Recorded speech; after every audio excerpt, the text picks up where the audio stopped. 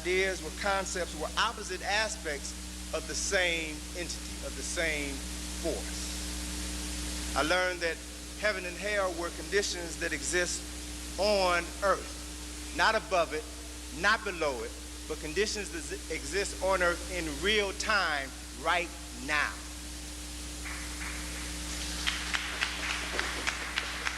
Came to understand that religions were invented by men in an attempt to codify spiritual systems which existed thousands of years earlier. My understanding of spirituality has taught me that we are spiritual beings who have come here to have a human experience. We made a decision to come here in this life. I've come to understand that life is not a linear experience. We don't just live and then die and that's it. But life, by studying nature, is cyclical. Life follows patterns of birth, life experience, death, ancestorhood, rebirth. It is a cycle, an ongoing cycle. Now, I've learned that if you learn to use your spiritual power, the power that dwells within each and every person, then you have the capacity, you have the ability to experience heaven here on earth. If you don't know how to use it, every day of your life will be filled with hell and misery. But you have a choice. Only if you know that you have a choice. Only if you know how to use the choices available to you in order to utilize that creative force that works through us. My understanding of religions, particularly Judaism and Christianity, has taught me that true knowledge of spirit has intentionally been withheld from the masses of people so that we will be subjected to the control of a handful of people who manipulate us through fear and ignorance. One of the greatest tricks ever played on humanity was to convince them that they only go around once in life, that you were born in sin and somebody had to die to alleviate your sin, and that if you follow this person and their teachings, then you will spend eternity in heaven, and if you don't, you'll spend eternity in hell. When, based on my research, I've learned most ministers that I've talked to, I've had a lot of conversations with ministers in private and off the record, they would tell me that they don't believe in heaven and hell. They know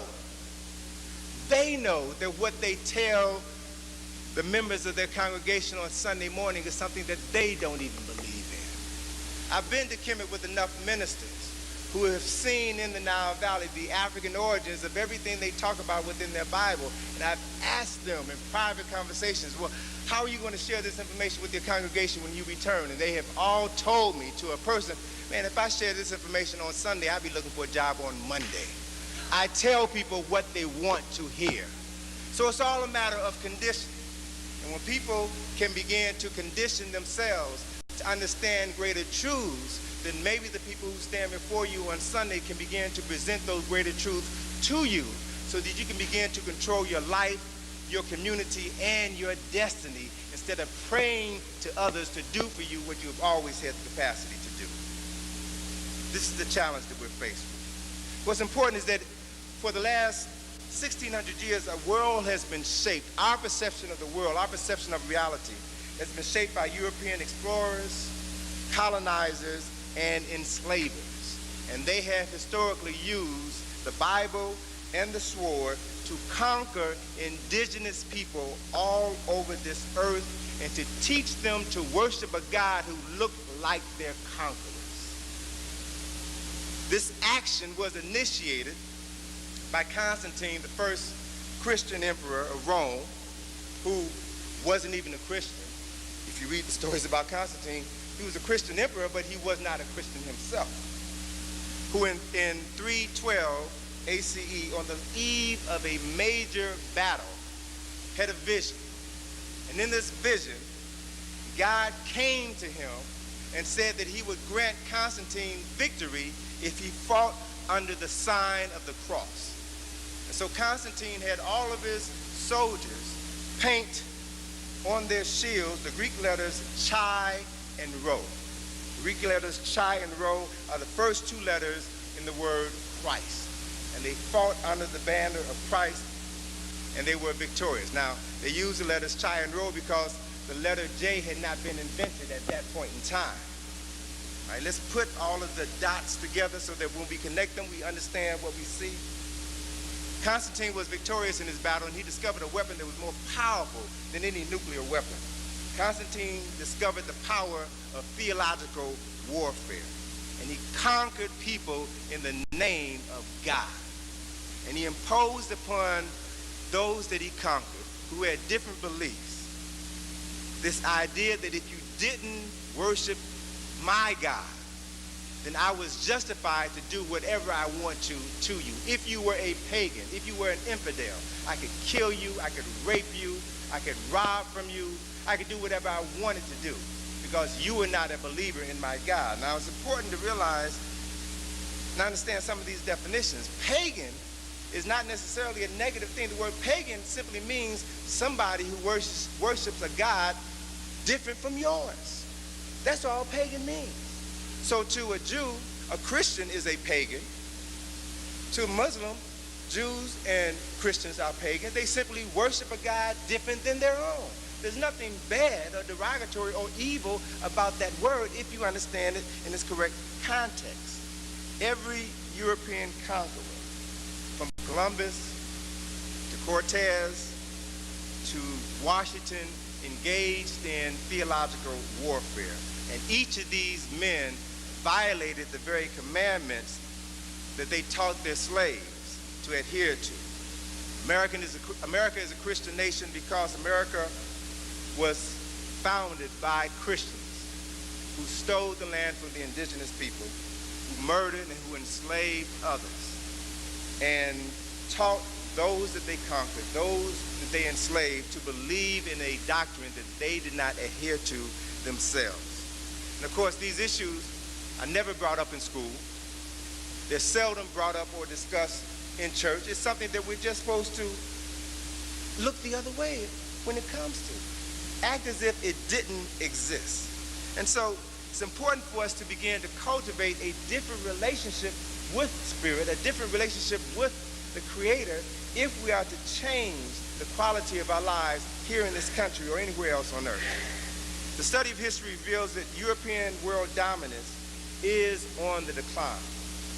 Europeans are losing their control as people of color begin to assert themselves globally. And for the first time in history, for the first time in the last 2,000 years, the majority of Christians are non-European.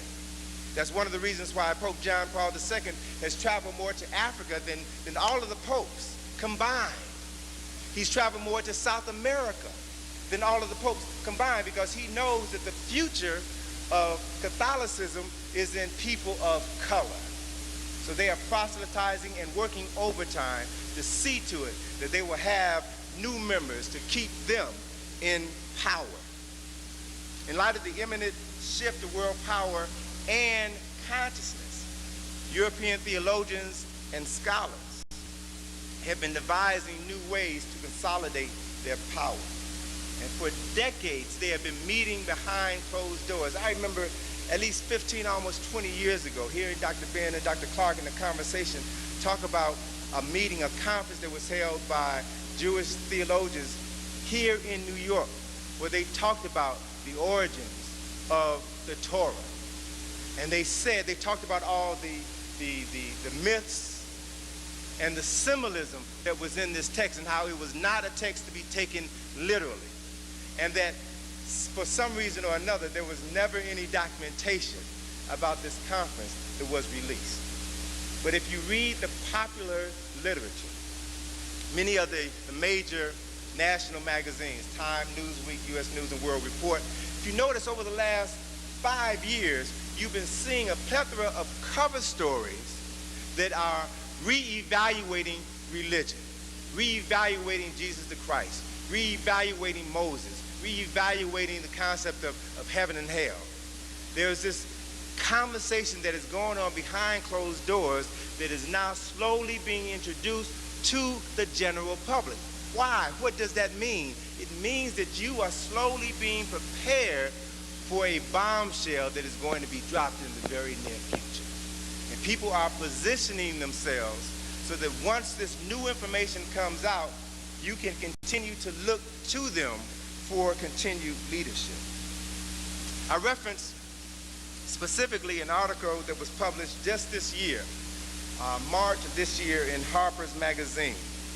The article was entitled "False Testament: How Archaeology Refutes the Bible's Claim to History." And it's written by Daniel Lazari, a Jewish writer who cited the latest biblical archaeological research that refutes the Old Testament. And let me just share with you some of the highlights that were in this article, because it's so profoundly significant. It's significant because of the fact that it hasn't been talked about in the general community, but others are beginning to talk about it more openly. Some of the points that he raised in this article is that Israelites who are now thought to have been an indigenous culture that developed west of the Jordan River around 1200 BCE. And they did not originate in Mesopotamia as they claim. There is no archaeological evidence to support the fact that they immigrated to that area called Palestine from elsewhere. Another important point, and this one hits right at the heart of the matter, that Abraham, Isaac, and Jacob and other tribal founders depicted in the book of Genesis, and this is his quote, a direct quote, were no more real than the gods of Greece or Norse mythology. That they were not real personalities. These are Jews telling their story to the world. They also said that Moses never existed. I want you to understand this. They are saying that Moses never existed and that the Israeli flight from Egypt never occurred. Understand what they're saying. So it's you can find it in Harper's Magazine, March 2000. Very interesting story. And this whole story was derived from a new Torah that was published in November of last year called the Et Hayim, or the Tree of Life. It was published by the United Synagogue of Conservative Jews. And in this Torah, they added in the commentary the latest archaeological research that refutes the Old Testament. Now, the interesting thing about biblical archaeology is that it's a science that's about 100 years old, and it was originally created in order to bolster the credibility of the Bible. But specifically within the last 25 years, the physical evidence has said that what existed in this book is not a fact, are now seen as, quote, an invention of Jerusalem-based priests in the 7th and 8th century BCE. Solomon and David were not the great kings that they were purported to have been in the Old Testament.